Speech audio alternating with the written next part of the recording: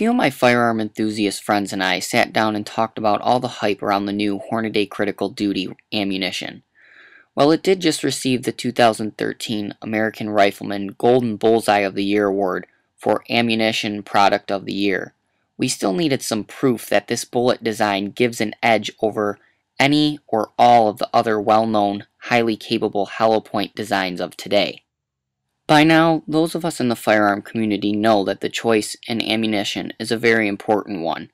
While the FBI creates certain requirements for ammunition, Hornady Critical Duty is a handgun round that the FBI claims to meet and exceed their stringent requirements for multiple barrier penetration tests.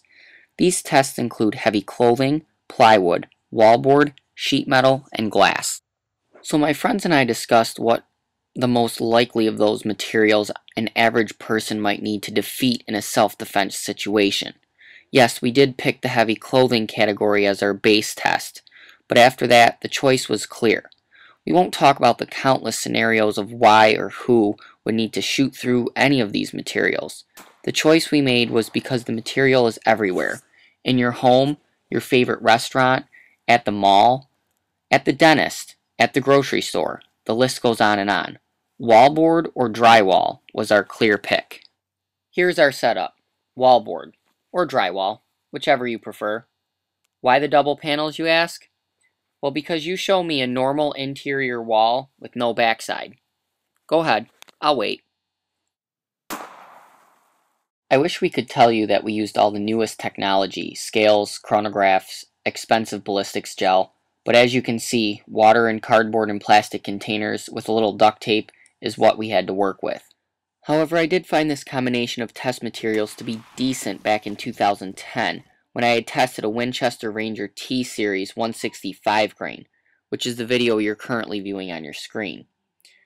Then our main objective was just to see how a hollow point performed in water jugs, nonetheless. But for the critical duty, our main objective was not to see how far bullets could travel or penetrate into these crude and unrefined test materials, but rather how the bullets behaved through the heavy denim and wallboard. This right here is the Winchester Ranger T, just mushroomed out completely. There is no denim or wallboard for it to travel through. You look at the Winchester Ranger T and you say, wow, look at that nasty bullet. That is what I want in my carry gun. But let me stop you right there. In these next few pictures, you will see 2 Ranger T-Series bullets and 1 Spear Gold Dot, all of which failed to expand or deform in any way when shot through the wallboard. Some of you might be thinking I'm creating an issue where there isn't one. A failure of a handgun round to expand after traveling through wallboard might not seem like a problem to most, but consider a possibility of innocent people beyond your target now creates one.